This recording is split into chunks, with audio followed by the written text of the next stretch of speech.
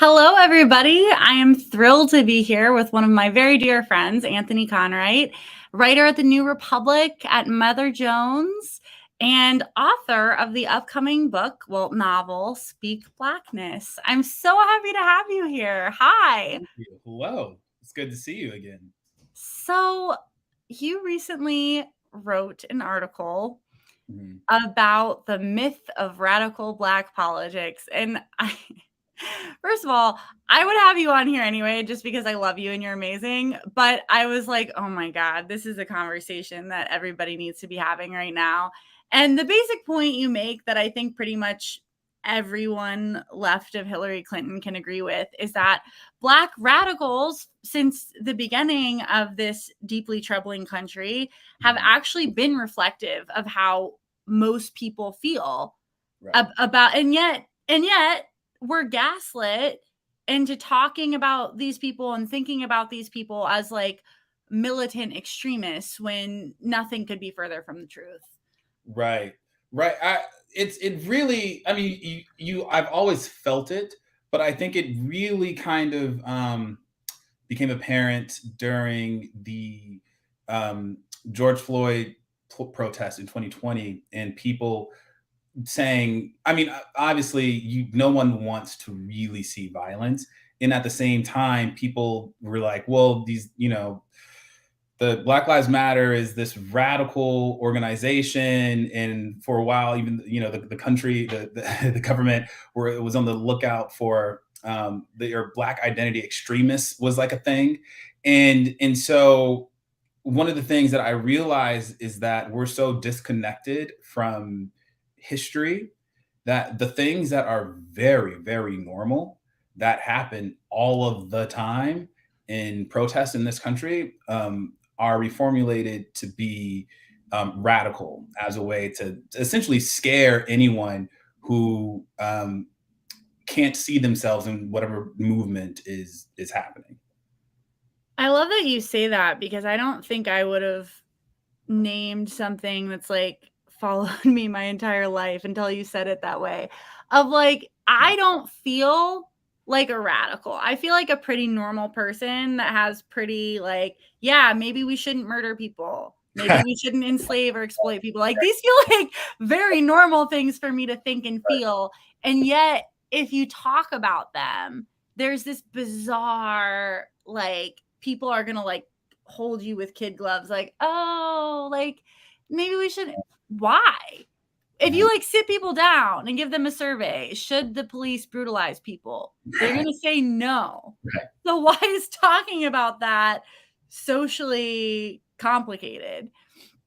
Yeah, I don't know. It's well, I mean, to be honest, I not to sound overly philosophical or to sound like too deep or something, but I think like to me, when you look at America through the lens of people who want slavery and people who do not, when that's really the polarization of the country, and that debate for the for the most part has ended, but its shadow sort of looms over us today. And so when you're talking about polarization, what you're really talking about is there's one group in American politics that has their sort of ancestry comes from the Confederacy, and there's another party that does not.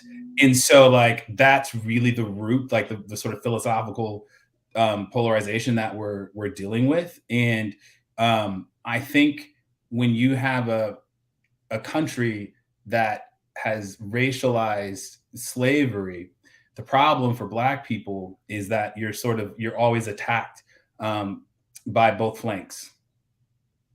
And so one concrete way to look at it is that you might have someone from the north who is anti-slavery, but they think that they should send every Black person back to Africa, right? And then you of course have the South who just wants slavery, and so like Black people are still caught in that in between position today, and it shows, and it's unfortunate because sort of Black people, you can't say as the right does, well, slavery was a stain and it wasn't truly the founding of the country, and there are all these other ideal, freedom and all these things. That's what America is based on. That really doesn't cohere without Black people. Well, and it's funny because so I promised I wasn't going to ask you overly specific questions about your article, and now I'm about to do it. But you say that in your article, which again, everybody should find it, New Republic, that these political asks aren't the problem and never have been. It's been the audacity of Black people Right. to have political autonomy and political influence. Right. Guns, perfect example. So the right really loves the Second Amendment, and I mean there are people on the left who are faithful to the Second Amendment, and I understand that. But let a bunch of Black people get some guns, Mm-hmm. and we've seen it in California. So concealed carry laws in California were impacted by this, the Black Panthers, who everyone said this radical group. And they were so radical that people were like, you know what? We can't do this gun thing. Like we're in like that. And that is just like one of like so many examples of just when you like logic falls apart when Black people enter a space. And Damn. so, and that's what happens with politics, but even socially, right? Like what another example from history.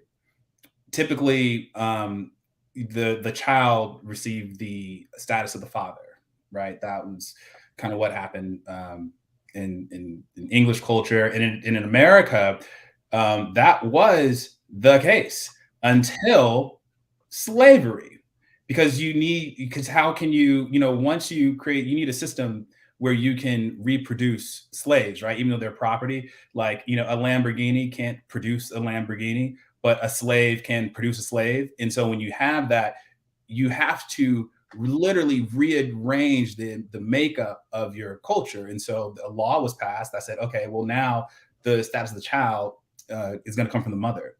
And you see that sort of thing happen throughout history. So we know three strikes law was bad, and we know that it was going to negatively impact people. But there was a survey that the Los Angeles Times did, and they asked people, would you support this if you know that it will disproportionately impact innocent Black people? And people were like, yeah, we'll still do it. And that's the kind of thing that we deal with in this country. That sort of just the logic and the humanity falling apart once Black people, enter any sort of realm. And it's disgusting that because like you said that, and my initial response was shock and then lack of shock, because it's like, and you know what? Like people always want to be like, don't talk about race. Don't talk about, okay, great. Then don't make it about race. Make it this, that whenever a group of people have been abused, exploited, marginalized, and violated, the other group of people that wasn't marginalized need to come up with rationalizations for why it's their fault. Because otherwise everybody should be up in arms and everybody should be marching, because and that's this like deeply, sorry, I gotta stop cursing on air, this deeply human thing we do. When we see suffering, we need to find a way to make the person suffering like deserve it, because otherwise how do we live with ourselves, That so I actually I have an article coming out. I think it's coming out in Mother Jones. And the point, what you just said is sort of the point of it, is that we have this really weird need to create rationales and logics out of certain types of violence that don't have any sort of rationale or violence. So here's an example. If you've seen, I don't know if you've seen 12 Years a Slave, or any sort of slave narrative or any sort of thing like that, you'll see an enslaved person get whipped or something because they didn't pick their whatever the amount of cotton, or maybe they looked at somebody a certain way, or somebody looked at them a certain way, and we go, oh, the violence that was inflicted upon them was because of this transgression. But that's not really true. There is no original transgression that Black people have ever committed against this country. So like that kind of violence comes from something else. We just have a habit of making ourselves believe in this like redemption arc to make sense of things. And so we have to kind of figure out how to let go of that and go, oh no, the violence that happens to Black folks, it's without the logic, like it isn't, as great replacement theories kind of been in the media, and it's like, no, it's not even that. No one goes to Africa to take people because they're worried about being replaced. That's not the origin of the violence. So like the idea that's sort of like an origin or a sort of a linchpin for violence is I don't think really holds up. I would have never thought about that, but I am so glad you said it, because I think that's like not, it doesn't even hold us back as like the left. It holds us back as human beings, because like it's like you're saying, right? Like the original sin of this country is slavery against Black and Indigenous people. And then like, yeah, the circle expanded, whatever, but that's the original sin. Right. And it wasn't out of some like, like white supremacy was, I'm trying to like piece this together. Like people were violating these communities and then they came up with white supremacy to justify it. It wasn't the opposite way around, like it wasn't like, and it's the barbarism and violence that is still playing out in America. Like it's not even subtle. And so like when I read your article, I was like, yes, oh my, like everybody needs to read this. And then they need to read it again, because it's not like, so, all right. So let me give you an example. I, like pretty much every white person in American public school, was always taught to think of like Dr. Martin Luther King as the nice activist and Malcolm X as the mean activist. Mm-hmm. And then in high school, my freshman year of high school, I actually started reading Malcolm X and I was like, what? Right. Like this dude isn't violent. Like everything he's saying makes perfect sense. And to the extent that he does talk about violence, it's as like a defense. American is apple pie. Yes. Like I like would like dare anyone to read anything he's ever written and be like, oh yeah, that's no, I mean it's pretty straightforward. If people are coming for your communities, then no, peace and love is not going to fix it. Dare I say they evoke their Second Amendment right? Something like that. I don't know. That sounds good. We should do something with that. Yeah. And, yeah. When you talk about the Black Panthers, it's funny because I think this is like very obvious to people that we're friends with, but a lot of Americans don't realize like the Black Panthers are probably the most efficient and strong and rigorous mutual aid network in history. Like they were feeding families and children and making sure people had housing and healthcare. Like, and that, I mean, as much as anything is what scared the government and scared the white supremacist powers, because it's like, oh wow, if these people are taking care of people, then that's, what do they need us for? And that's like back to what you were saying about Democrats versus Republicans. It's like, yeah, like, but consistent in both is that, Black communities should not have autonomy. Right. Exactly. Everyone loves healthcare, but then when you're like, we got to give Black people healthcare, it's like, whoa, wait a minute, that feels a little socialist. Yeah. Yeah. I don't know. Like we can't do that. But let's not give them healthcare because they eat poorly, therefore they're undeserving of healthcare. Yeah, there we go. That's the logic. It is the most bizarre thing I've ever like witnessed, but I think it's also because we really don't know how to talk about race. Mm-hmm. And we don't know how to talk about whiteness, Blackness in a way that fulfills I would say sort of an American need to, as I was talking about earlier, fulfill the redemption arc, right? So people feel really good when you have a corrective for something. And so that's how people kind of like to talk about things. And I think it's hard to talk about, kind of connected to the radical the myth of radical Black politics is this idea that, like even with replacement theory, right? So we say, well, the right thinks that, or not the right, but people who believe in the replacement theory believe that white people are going to be replaced, right? So they say, okay, we are in a white decline. But then if you look at the way the left talks about the census, guess what they say? White people are on the decline. And so we have to figure out how to talk about race, because we can't say, well, they think this thing that's not happening, and then turn right back around and obviously in good faith say it's happening. And so we kind of have to figure out how to talk about race and in who this, in what the identity of this country is, because that's why we don't have healthcare. That's why we don't have universal college tuition. This is why we allow, children to be murdered at school over and over and over and over and over.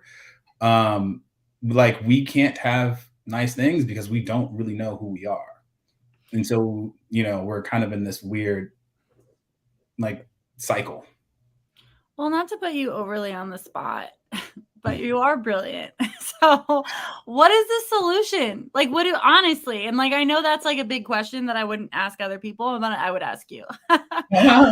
Like, you are a brilliant person, you're a brilliant writer, you're a brilliant communicator, and you also have an incredible skill for like taking all this wild, chaotic information and putting it into something usable. So, like, you write about race a lot, and your upcoming novel, Speak Blackness, is, I assume, Yeah. gonna touch on that at least a little bit, Yeah, the word black is in the novel a few times. Surprise. Yeah. But like, what would you, if you could, like, you're also an educator and an incredible one, like, if you could like change like what is being taught about these things, like, where would you start? Ooh, well, I guess if I were back in a classroom and I had a group of kids, I would probably ask, what is America, or who are we, and what do you think we could be? Who could we be? And how do we bridge that gap? And before we think about bridging that gap, let's talk about who we were.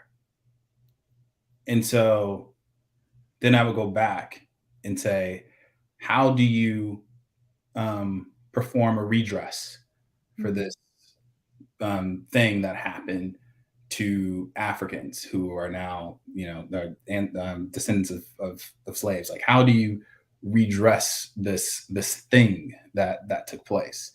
And I probably do it like that. But like, realistically, to put it in a way that I will literally terrify anyone on the right, is that how can I put it politely? We need a do-over. Mm-hmm. We need a do-over. And it's not as if it's impossible. John Brown wrote a whole new constitution. Not that it was perfect, but like, we have these things called amendments. And so like, there's a process for it. I just think we just don't know how to let go of this flight of fantasy we have about this country, and it's like pathway towards redemption. And so I think I would say we have to let go of that, and which is essentially to like make our country new, because like Reconstruction didn't do it. No, it did not. And I love that you keep bringing up history, because I think you're right. I mean, if your education on race and civil rights was basically that, oh, like, some bad stuff went down, and then Martin Luther King spoke in DC, and then, like, some really beautiful songs falls in the background and everything's great now. Which that's kind of what it is, honestly.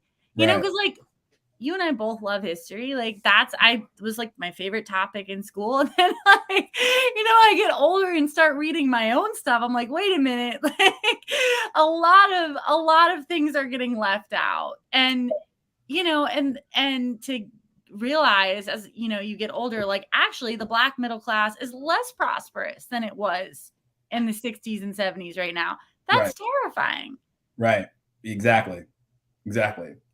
And so like, yeah, we have to think, we take things sort of for granted. Like even thinking of like, okay, what if there's, even with that, right? So the Black middle class just like completely just like almost to the point of like obliteration.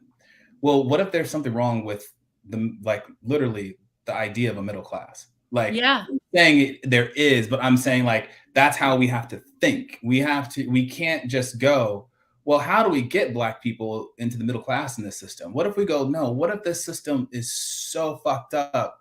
There's something wrong, or sorry, messed up. There's something wrong with the middle class. There's something wrong with the top 1%. What if all those things are so immoral? We need to burn it to the ground and figure out a different way to talk about identity, placement, and property. That's kind of how what I think we should kind of move toward.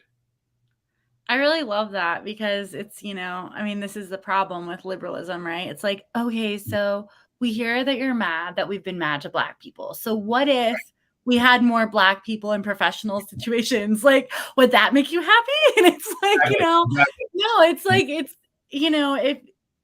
yeah, like as you're talking, I'm just getting excited because like, yeah, exactly. Like that is how we have to be talking about this. Mhm. What if it's not cool to abuse or exploit anyone, no matter like whether they worked hard in high school or not, And that's something it's the older I get, the sadder it makes me feel that is something which is in any way controversial.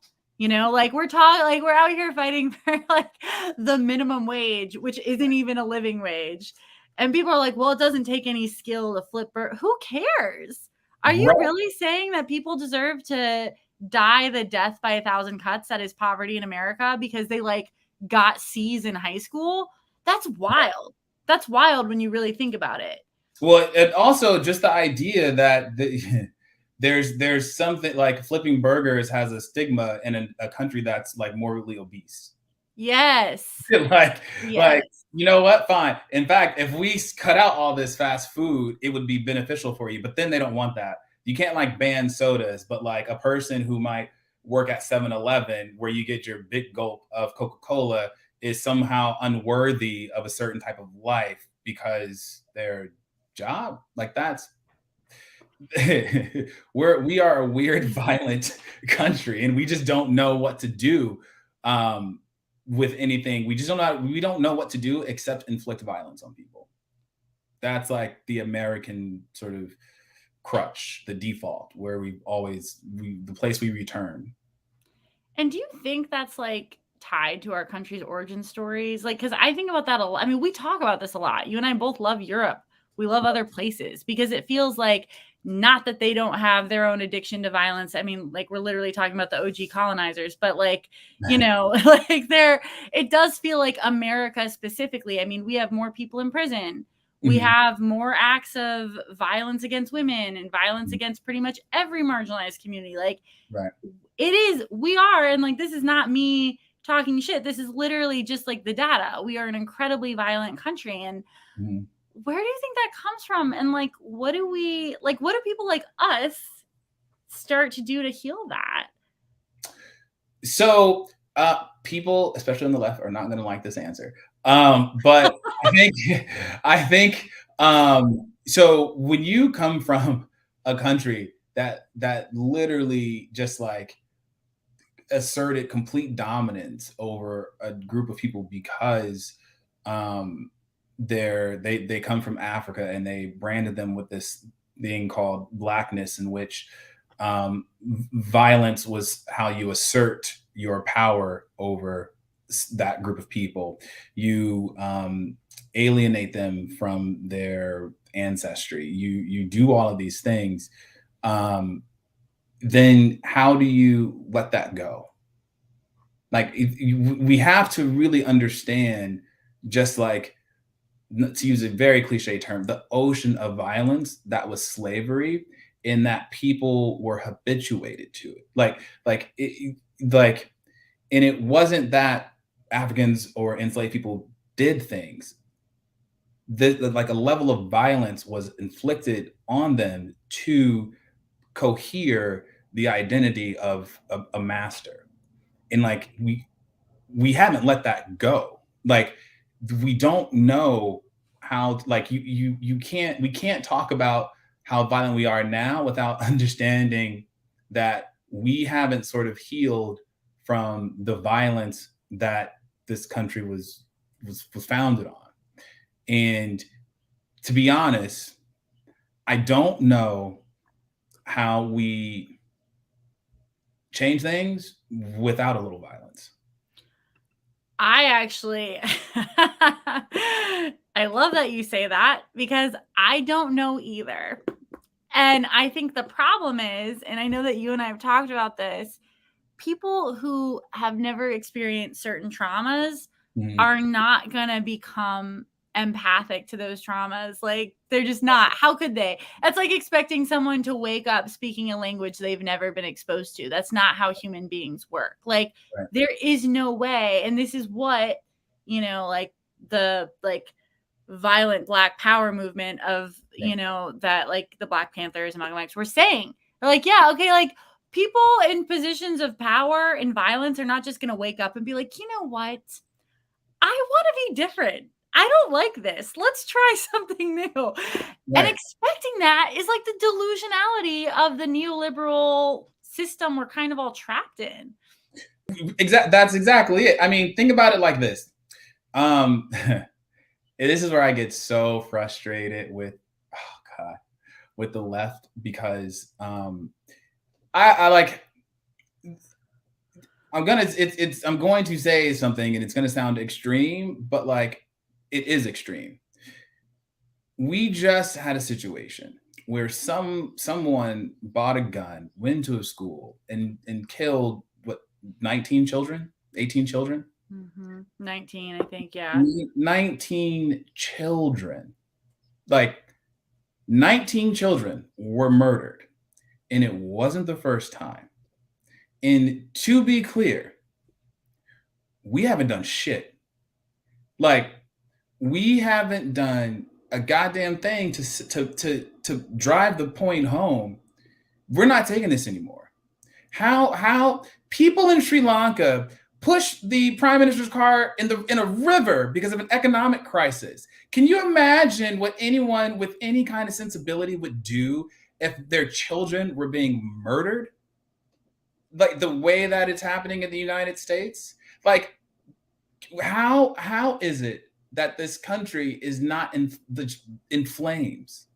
Like I don't know how to talk about it outside of that. And like the best the left can do, the best we got, hey, we got to vote these guys out. And like, yes, voting is important. Voting is important. But let's really understand, let's interrogate the difference in tactics. Someone is murdering children with an AR-15, and you're telling me the best I can do is to vote.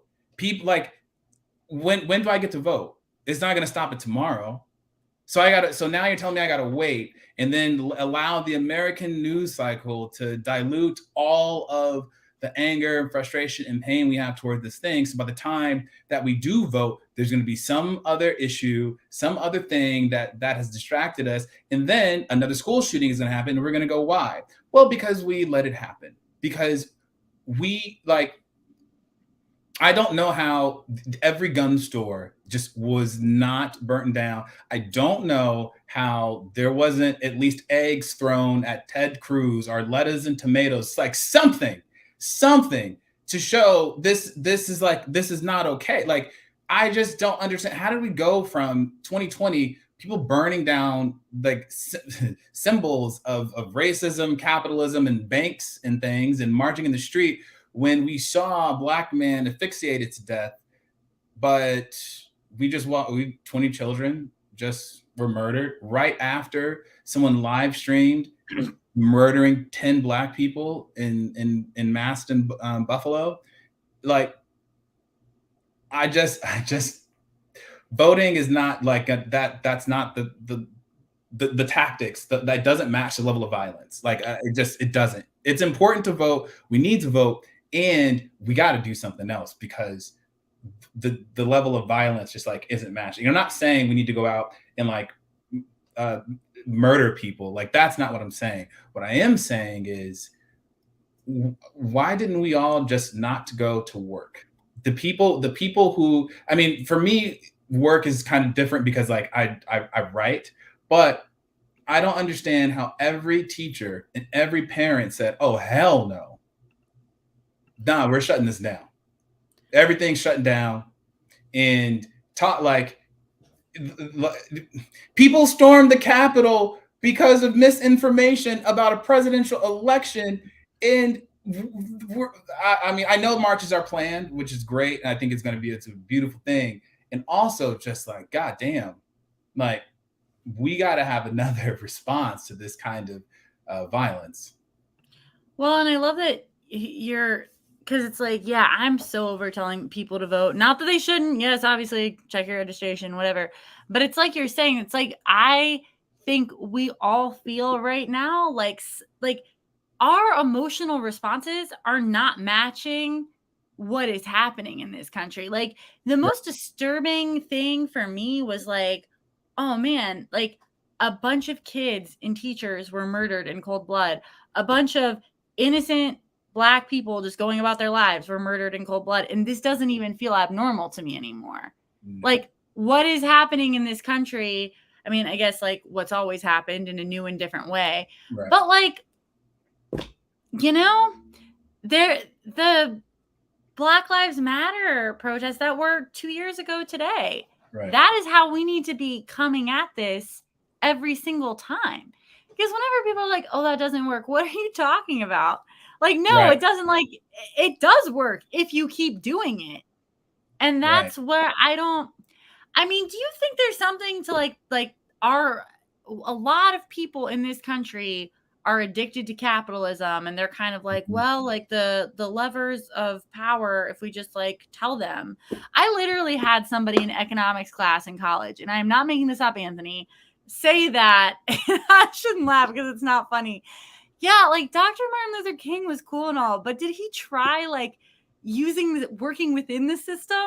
And I was like, yeah, it's not funny. I shouldn't laugh. But I was like, you mean the system that was like not letting Black people vote and letting Black people get murdered? Like, Yeah, that's the you mean the system? system that blew his brains out? Like, why Yeah, didn't he just cooperate? Why didn't he just call his senator? Like, come on. Right. It's Could you imagine like a slave, like if a white a white person from the north like finding a slave and being like, we're gonna go vote those slave holders out? No, John Brown was like, no, this whole thing has got to go. And the only way it's gonna go is with violence. And you know what? He was right. He was absolutely right. And like, yeah, how did we get rid of that? I don't know. A little thing called the Civil War. And like, Right. And there's like people, it's like you're saying, it makes people angry to talk about that. It's like, okay, but here's the deal. Nobody's saying you have to like arm yourself, but maybe y'all could do something. Right. There is a type of violence. There's like an economic violence, so to speak, that we could inflict on people. And I think, and obviously, I will say this: like, we've lost the ability to collectively sacrifice for one another. Mm-hmm. And so I know that everybody may not have the ability to not go to work, right? Like that's a big ask. And there are people who are going to be negatively impacted by it.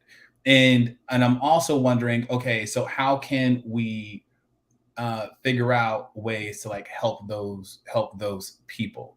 You know, like how can we make it so that if we all just said, you know, back in quarantine days, you know, like we're not working and we are going to so negatively impact.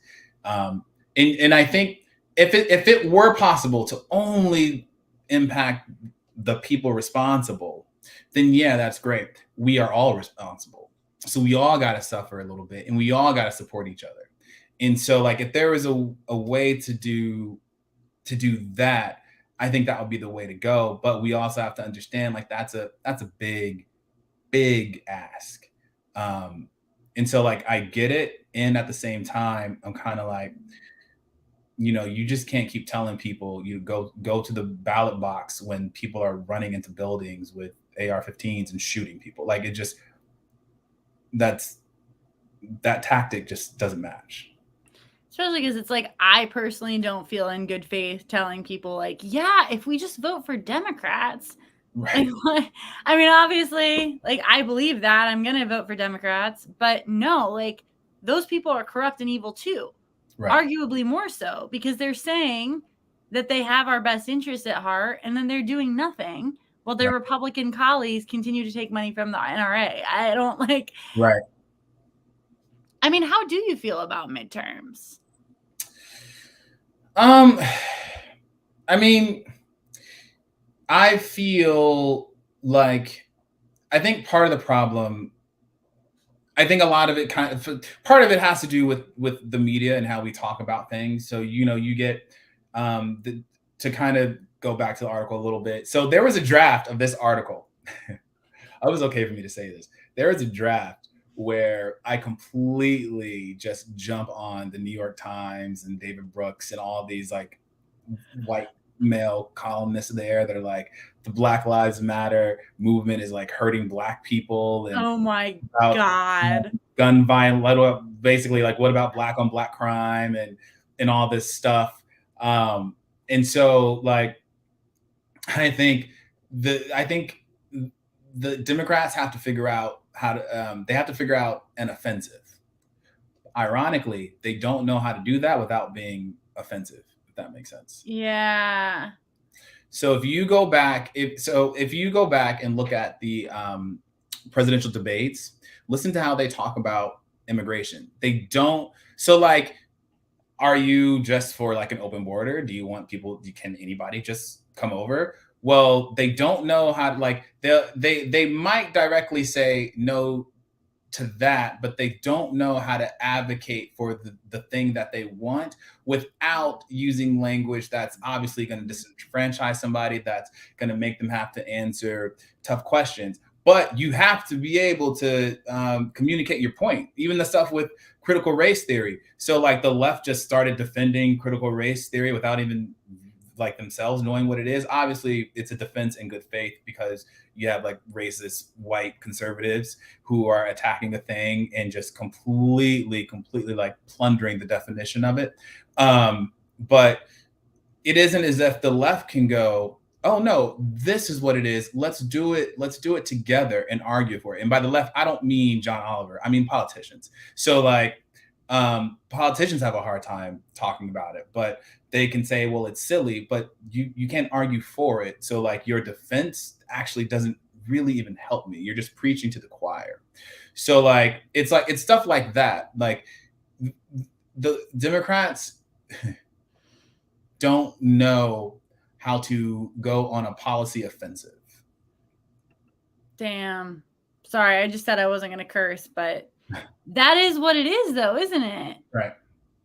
Because if you don't, and I don't know, I mean, I think part of the problem is too that, like, we're not electing the right Democrats anyway. A lot of these people, like, their net worth is like millions of dollars. So how are you going to go on offensive for something where they're going to be fine regardless? Right.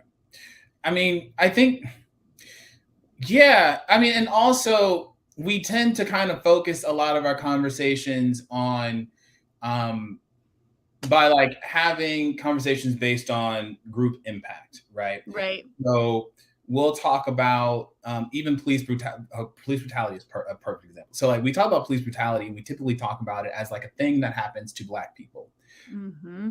Well, what impetus do white people have to, like, change it? Like, it isn't as if, like, like, and I get it. It obviously disproportionately impacts Black people, but white people get killed by the police too. And we Yes. have to figure out how to talk about that and say, no, this thing is happening to your brother. I mean, like, as a Black person saying it to a white person saying it to a Black person, like, this thing is happening to your brother. I don't want it to happen to you. I don't want it to happen to me. I don't want it to happen. I don't care if you are a card carrying member of the KKK. No one deserves to just like get brutalized by the police, but we don't really know how to talk about that. I talked to a former Republican congressman 2 years ago, and I was like, "Look, man, I want everybody to have health care. Like, I might think you are an asshole, but your kid deserves to not die from the flu. Like you deserve to get treatment for whatever illness you have, even though like you're on the right." And so we just don't really know how to talk about these things. And so many people in Congress are old, and they're like trapped. They're like this like time capsule for like where like most of society like where we aren't anymore. And so um I think that's the thing, like learning how to communicate and look at somebody in the eye that might be a different race from you, might have a different sexual orientation from you, and be able to say, I don't want to see you hurt. I don't want you to die from hepatitis C or liver failure. So let's get you some health care. You know what? In fact, you grew up poor too. I grew up poor, or I mean, I literally did not, but we can talk about like if we're believing that education is the way out, and even if you just want to trade, how can we make this thing work for everybody so nobody has to be poor? But then of course, um, once you talk about brown people getting some of those benefits, it becomes a different kind of conversation. But I think in general we do have to figure out how to talk to people. And, I mean, I think that, like, yeah, you're answering a lot of my questions, right? Because it's like those conversations do disarm that culture of violence. Because, look, people are, and, I'm not saying people are inherently good. Quite the contrary. We have like a violent streak. We're into some weird stuff as the human race. But like, we do have this other quality that is kind of neutral where we tend to be like very conformist, and Hmm. that can be used for bad obviously, but it can also be used for good. Like, Right. we're very, once we are having conversations with each other, we typically, even if you're not like a Mother Teresa type of person, you typically do not want to upset group dynamics.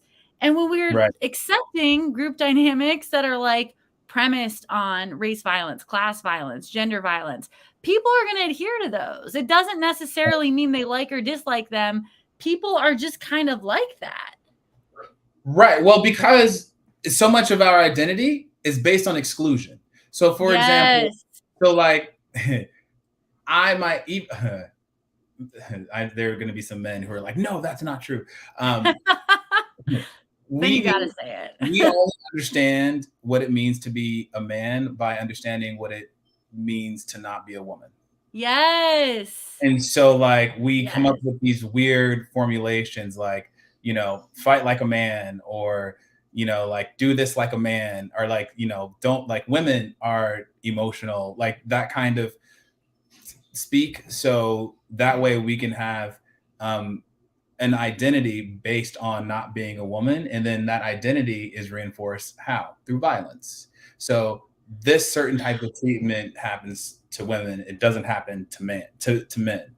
So like the same thing with being black and being white. Well, white people know they're not the white people only know they're white because they know they're not black, and the only way that's reinforced is through violence and repeated imagery of gratuitous violence and on social media, all of these things. And so um, we have to like unpack a lot of that stuff, even though it's hard because we don't know. We literally don't. We can't imagine what it would look like to live in a place where there isn't gratuitous violence against Black people because we never lived it. Like, Yeah. like it's hard to like. What would life like? You would be asking yourself, what would life be like on Mars? Well, I don't know. Like I have no, I can't even conceptualize it. So like when we say like what, like we can't. It's like hard to even fathom what that kind of country would be like, but we can sort of chip away at it, I think. And maybe like, Yeah, I mean, I think so. We were talking about writing before we went live, and like, how does I mean, because you're a brilliant writer and you've been writing for a long time, like, how does your life as an artist and a writer, like, inform your life as an activist? Because it's a different thing, right? Like, there are like organizers and stuff who march in the streets, but they don't reflect on things necessarily the way that you do. Yeah, I don't know. I mean, I think for me, when you said like activist, I was like, oh man, would I even consider myself an activist? Um, Sorry, I take it back. Never no, mind. I'm glad you asked that because so this is how this is like a great example because like this is how I would get to how I engage with the craft, right? So I would have to sit and reflect on what does it mean to be an activist, right? And what does that mean for my art and how I engage in the craft? So can art be a form of activism, right? Like, so that would kind of be, and so I would sit there and then like I would kind of write it out. Like I would just kind of go, well, like I don't know, even starting with what is activism, and then just kind of like freely just jotting down whatever thought I had, and then maybe looking up the origin of the word and like looking at different examples and like who would you not call? Because like if activism means you are doing something, then not doing something is sort of would be it's a type of activism in a way as well, not in the same obviously way, but um I don't know. I don't know. I think in terms of like the craft, I have a responsibility to ask tough questions and not dodge hard answers. Hmm. So even in the article, I talked to Alex Vitale, who wrote The End of Policing, the book that Ted Cruz was like, this is going to be sort of the harbinger of the end of the country at the Brown confirmation. But and I put it in there because I was like, no, this isn't radical. And he was like, well, no, in a way it is. There are some people who kind of would hesitant to put that in the piece because it may feel like they're in disagreement with the person they're in conversation with. But I think it's an important dialogue to include and kind of interrogate, because when you break down why he said it's extreme, it makes sense, because it's about sort of questioning the arrangement of capitalism and mass incarceration, which is, to go back to history, literally what happened right after emancipation. So um, so yeah, I think my responsibility as an artist is to kind of put the work out there and let people kind of interrogate it and be open to answering questions and engaging in dialogue as honestly and openly as I can, and yeah, not be afraid to include where I'm wrong, where I'm right, and hard answers. Well, you do that very well. So, which brings me to, I know I probably only have you for a few more minutes, but Oh, I I mean, want to. I'm chilling. You have me for however long you can have me. Really? Yeah. Well, then in that case, part 2 of this conversation. So I want to hear everything about your novel. And I just like, no pressure. If you're like, you have to buy it first, I get that. But like, you're an incredible writer. And I'm really excited to read it. So the novel, so Speak Blackness is really, it's a coming of age story of this character that's been with me since I was probably like 27 or 28.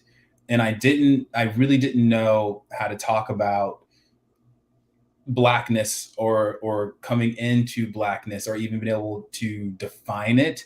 And this character gave me a lens for that conversation to speak, hence Speak Blackness. And it's all about sort of, it's questioning, what does a Black body do with a psyche that wants to kill it? And that's Mm. in that journey is sort of tracked from this main character whose name is A. Yes, I stole that from Kafka and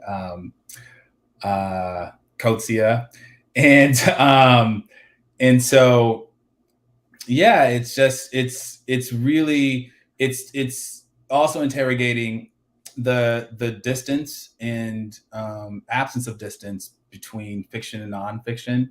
I really wanted to play around with that, and so I gave the character my last name, even though the character is not me, and I gave the character's name, that Black Body, calls the character A, because it says his name is anonymous, because what's happening to this character, um, it may not be able to happen to every Black person the same way, but the same dynamic is present. And so, yeah, that's what it's about. It's due in a couple of months, and so hopefully it's finished. Well, I mean, it will be finished because I don't have a choice. But yeah, I'm excited to see what happens with it. Dang. I can't wait to read it. So, okay, can I ask more questions? Yeah, of course. You I'm guys. definitely not trying to like spoiler alert this Yeah, no incredible. worries. If there's some, I'll just be like, I probably can't talk about that, or I don't Okay, know. right. Yeah. So, like you and I have had some like incredible conversations about like how to create and how to do this, how like where this comes from. Like, where did this start for you? Sorry, there's a dog in my house. I'm dog sitting. I apologize. I'm gonna go on mute. I am not offended. Um, okay, so it happened the moment I thought about becoming a father for the first time. And I was trying to understand the relation. I was trying to understand, well, really visualize the relationship with my potential kid, with my relationship with my own father. And so I started kind of writing out some, I would just, I don't know, write whatever came to me. And I kind of put it away for a little bit. And maybe 5 years later, I moved to India, and it it just kind of like revealed itself just through reading other books and writing and listening to. So when I was in India and I started to like really work on this novel, I listened to the same albums over and over. So it was Illmatic. So I listened to Nas all like literally on repeat. It was just me, Nas, Tupac, Biggie.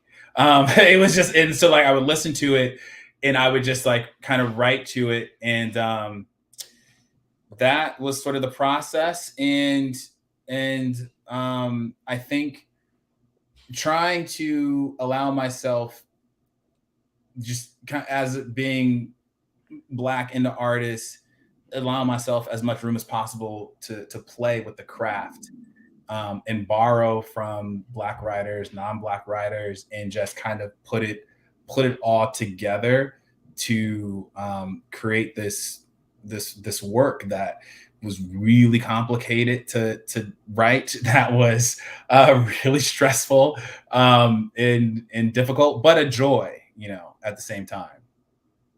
Well, and it sounds like, I mean, like I've read, like, so we met for, why would anyone know this? We met through a friend, Annabelle Park, when you were writing for the Save Main Street blog. And I know that, like, do you remember this? I think so. Like, and, you've always written really eloquently about this, like, about, like, what does it mean to inhabit an identity in a culture slash country, whatever, that tells you to hate yourself, and like how do you undo that? Yeah, and I think so. So an interesting. So when I was thinking about, and this is like the part that kind of is really difficult about being an artist, is that you have to really shut yourself off from the world. You have to, like, as much as possible, take the world with you, but not let the world be inside of you or manifest in the work. So I was when I was first talking about, okay, or thinking about how do I talk about this kid learning he's black, and what does it mean to learn you're black, and what would it mean to learn you're black in the novel takes place in the 90s, or some of it takes place in the 90s. What would it mean to learn you're black in 1993? But what would it mean to learn you're black in 1680? And are those two things different? And so that was kind of the question. And then also there was a lot of and this is where sort of the your personal life kind of finds its way into the art. I was going through a lot at that time, and so self love and self care was kind of at the forefront of my mind, and I was really trying to figure out how to have an honest conversation about that, um, and write a novel where this character can experience pain, but it's not pornographic. It's it's with a purpose, and how can I talk about his deteriorating psyche in a way that doesn't sensationalize or kind of make light of people with mental illness, right? So one of the things that happens to A is that when he learns he is black, or sorry, when he learns he has a black body, when he is kind of like figuring it out, and Black Body, who narrates the story, is talking about the psyche being sort of placed in him. How do you see that? And I kind of took from Frederick Douglass with this, and talking about how he didn't know he was a slave when he was a kid, but in the narrative he writes he was born a slave, but he didn't know he was a slave. So how do you deal with that? Like how does that change the world? And so I thought, for this character, how scary would it be if the moment you learned you had a black body, you couldn't quite see right. You saw projections of things, and so that's what happens to this character. And so when he sees a police officer, he looks and he sees a reflection of himself in which he's like a deteriorating corpse, because he's seeing himself as dead. And so sometimes when he's around white people, he sees not himself. He doesn't see himself. He sees whatever projection is being put onto him. And imagine being 12, you look in the mirror and you see like a dead body. That's gonna try that. You might be a little, that might impact you a little bit. And so it's just talking about that dynamic and following him from a kid to until right after college. And of course, this might be subject to change. Yeah, I don't know. There might be things that I leave out, or that I'm definitely going to add some things in that are not appropriate, but it's my humor. So we'll see. So don't hold me to anything I say talking about the novel. I mean, I can already tell it's going to be amazing. And, you know, it's so interesting when you were talking about like, okay, you have to shut out all this stuff. And like, because, you know, I mean, political writing when it's done poorly, or political novels when they're done poorly sound like screeds. Right. And I know you won't do that because even your political writing sounds literary. But yeah. And like, but at the same time, like, the truth is political. Stories are political. They Right. exist in political systems. And like, Right. this just sounds like a really beautiful artistic way of dealing with pain, because it is hard, Right. you know? Yeah. that's all I'm so glad you said that. That's all the book is about, how to deal with pain. And how do we? I mean, because you're right. Like, I think a lot of, I love that you were talking about, like, okay, like, we need to not sensationalize this, because it doesn't, like, whether you're talking about like racial violence or gender violence, like, when it's done poorly, it can, like, somehow, like, it, yeah, become like trauma porn for, I mean, like, pop culture example, the way Game of Thrones felt the need to rape everybody. Right. Like, Right. it's like, this is not Right. necessary. Right. Exactly. I've thought about that. I was on Twitter and I saw someone say something like, how come men don't write about their experience with abortion?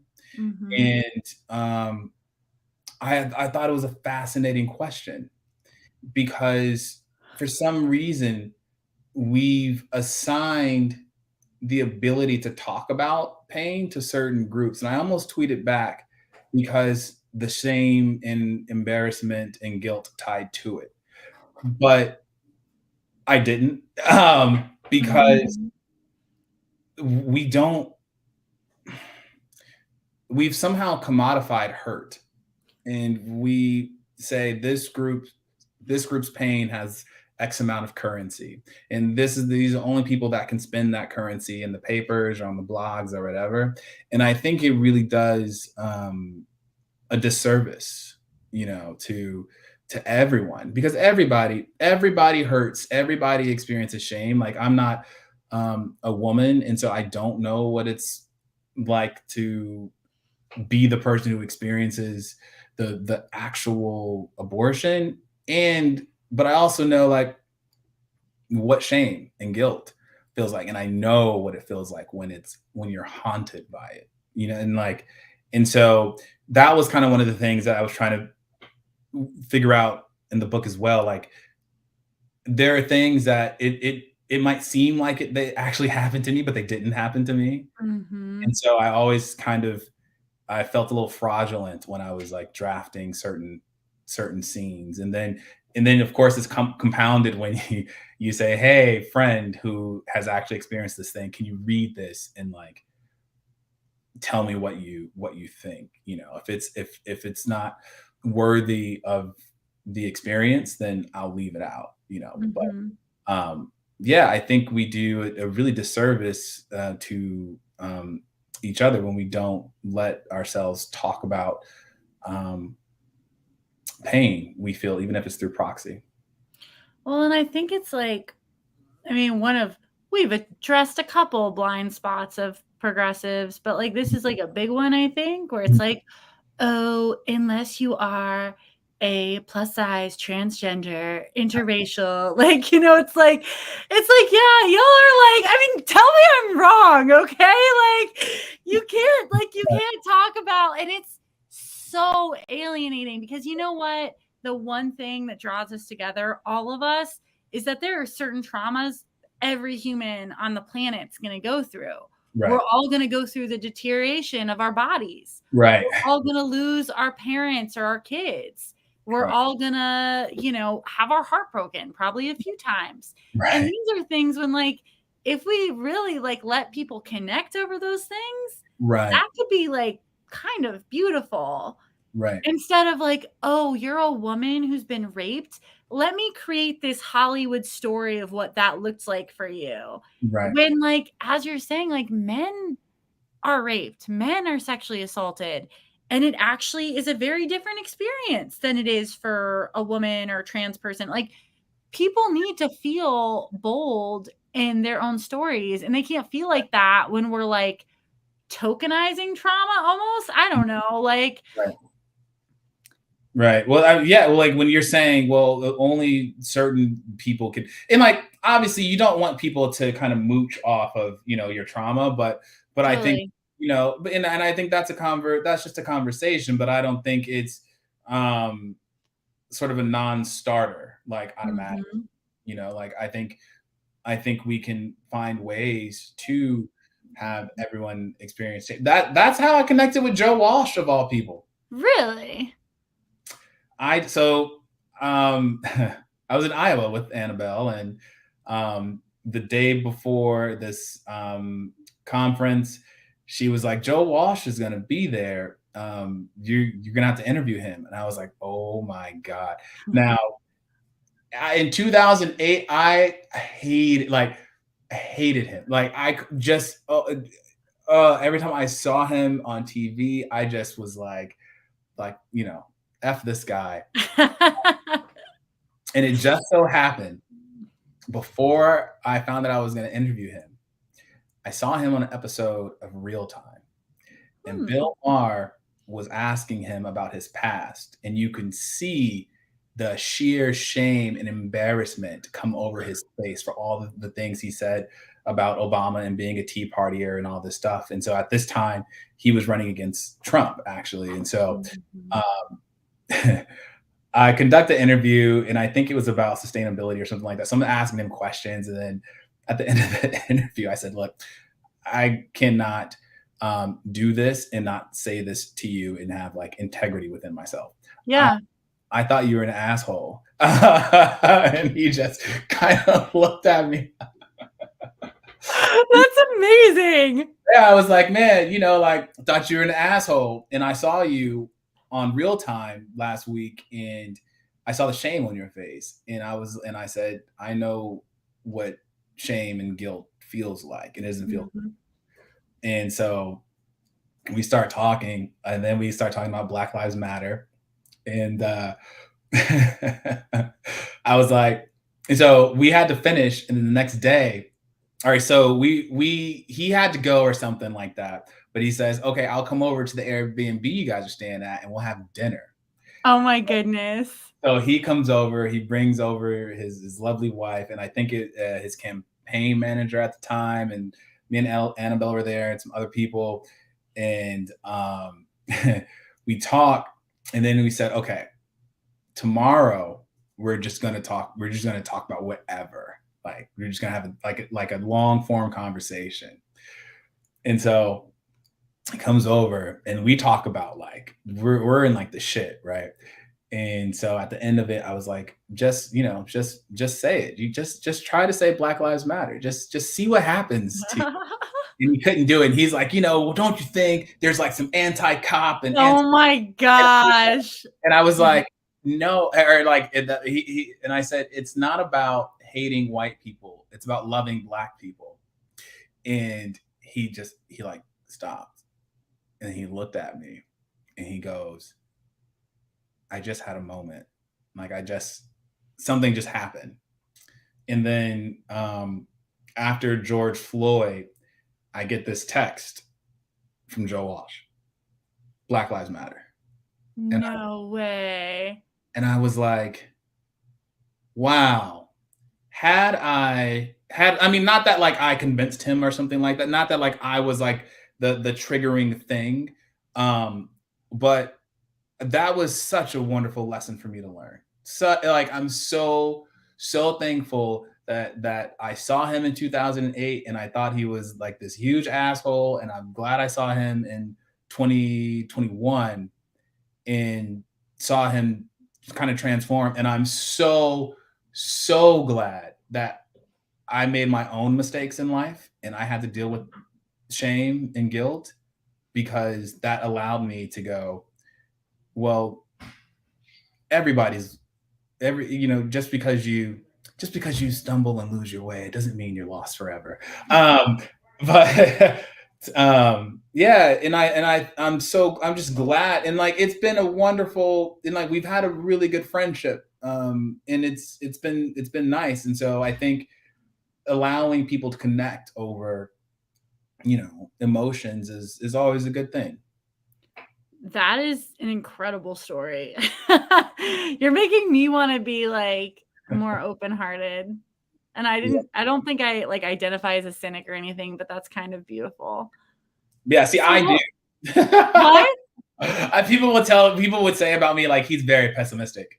Really? I don't experience you that way. But you know what? That's because I feel like we are aligned on, you can't really have actual connection if you're lying about the violence that's happening. Like, whether it's structural or like personal shit, like you can't be in a relationship with someone where there were all this drama and you just don't talk about it. Like, that doesn't work.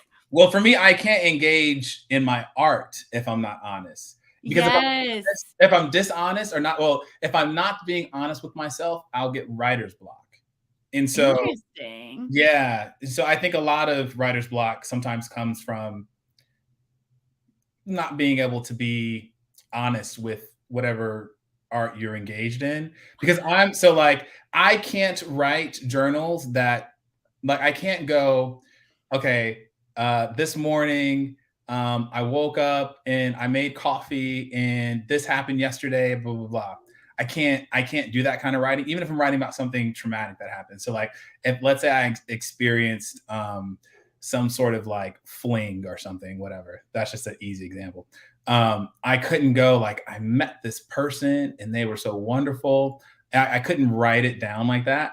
But what I could do is like, this character was walking outside or whatever, and he was taking out the trash or doing whatever, getting on the bus, and saw so and so, and they sat down and he asked her what shoes you'd wear, something like that. I'd have to write it like that. I couldn't um, write it like about me, if that makes sense. And so my only way of sort of getting to like the honesty, even if it's not a confession, is like, all right, get to the art, get to the honesty of the art, even if it's not a confession, is for me to be open with myself and honest with myself about what I'm experiencing, even if I'm not like confessing into my diary that it happened to me. That's so interesting because I think like again, you and I both use writing and books kind of like as a prism through which we like experience the rest of life. So yeah, you're making me wonder if like I do believe what makes your writing great is emotional honesty. And it's making me wonder too of a lot of people who like feel that urge and that creative like are blocked by like, yeah, if you're not living in a place of deep psychological transparency, how are you going to create Right.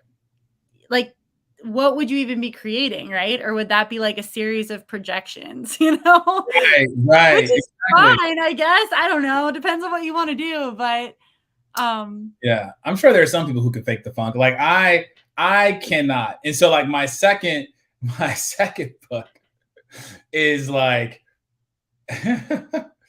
it's it's honest just in a different way. And mm, so yeah, like with Speak Blackness, it was really all about uh how can I talk about this thing that's almost feels impossible to talk about, and how can I use um uh different techniques of how can I use language to sort of in play with this thing. And so um yeah, we'll see what happens. Like the nonfiction stuff is kind of different. mm. It's like a different, like I kind of engage in it a bit differently. But it's sort of similar. Like I have a little more, I'm way more of an insecure writer when it comes to like nonfiction. So like the essay you read, I was like an insecure wreck. The What? Really? oh yeah. It's so good. If I haven't put it in the I'm gonna put it in the comments the minute we close out because it's like everyone needs to read this art. I mean, but you're just it's also, I think too, like the older I get, I realize that like you can work hard at writing, but you have to have a certain amount of natural talent, and you definitely do. Oh Because no. I wish. we were literally bickering about this before the show started. Let All me right. tell you what I had to do. I'll tell you what I had to do. So what I was in a relationship with someone for almost all my 20s. Now she was like this gifted writer in this like she had like a talent for reading that like I just never could tap into. And so she could like she just like she just had this way of like it's almost like watching someone dance a samba or something, or like when you're Mm, watching someone do like move through jazz, like and it's very sophisticated and it's smooth and it's like and it flows. Like she had this wonderful reading voice, and I would just be like, you just like you just know.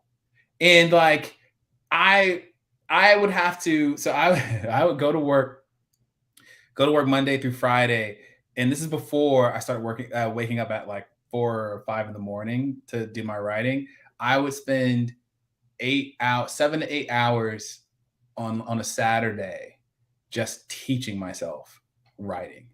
I would watch videos of all the writers that I loved that inspired me at that time, which was Christopher Hitchens and that crew, believe it or not, Martin Amis. And I would listen to, I mean, I already listened to hip hop, but I would like listen to it and try to like make connections between what they're saying and how I can make words kind of come together sonically in a sentence.